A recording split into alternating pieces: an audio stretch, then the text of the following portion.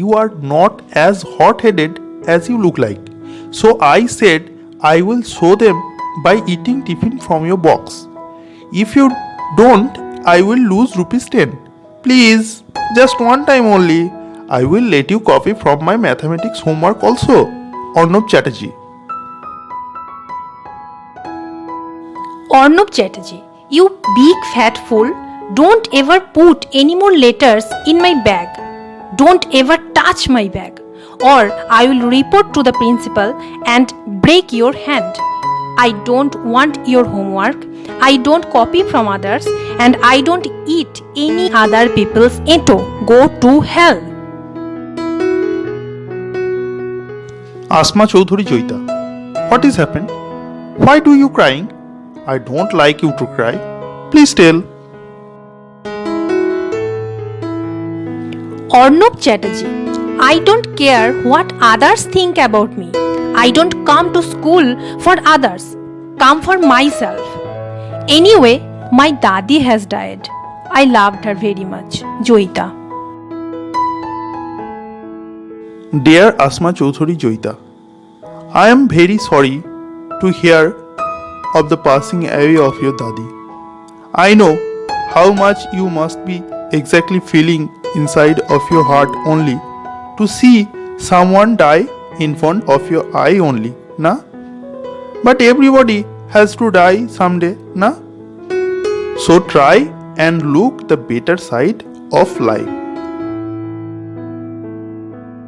Arnab Chatterjee, thanks for your letter. Anyway, my dadi didn't die in front of my eyes. She had gone to Dhaka to visit my fufu. Appa had to go over and do all the funeral work there.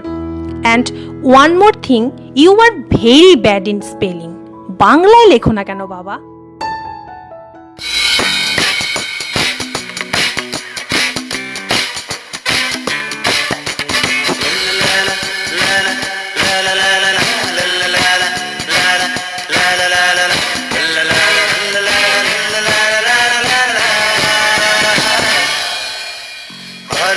স্বপ্নের মায়া জাল বুনতে ভালো লাগে ওই আকাশের তারা গুনতে ভালো লাগে মেঘলা দিনে নিষ্পলকে রামধনু দেখতে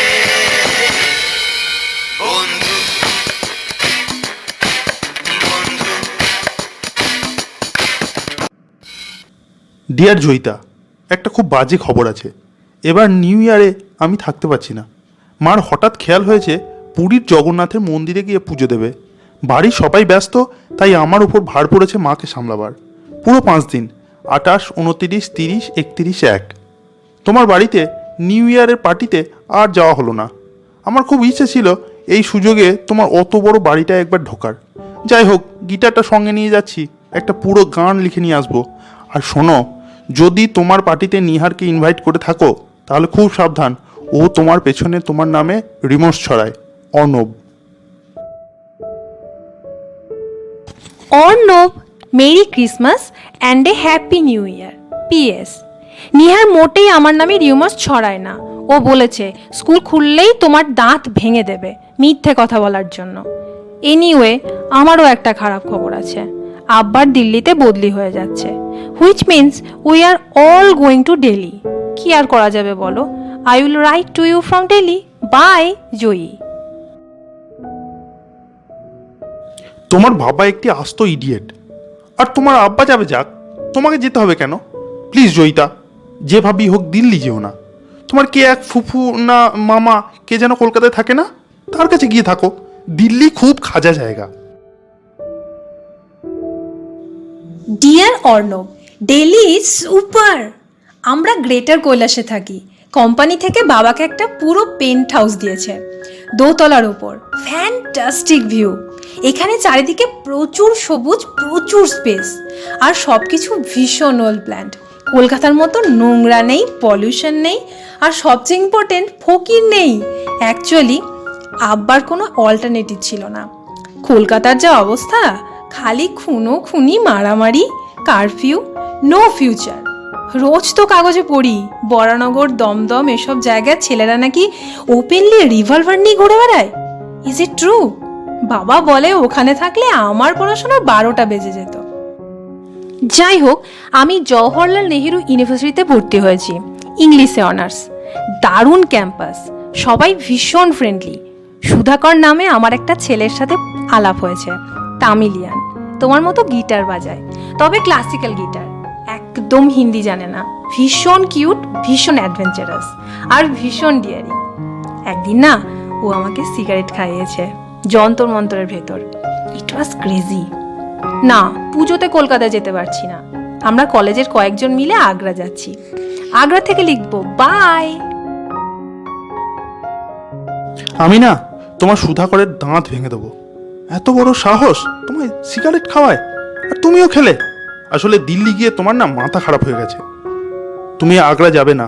সুধাকরের সাথে আর কি কি করেছো আমাকে জানাও। আর তোমার আব্বাটাও যত নষ্টের গোড়া। দুম করে দিল্লিতে ট্রান্সফার নেওয়ার কি ছিল?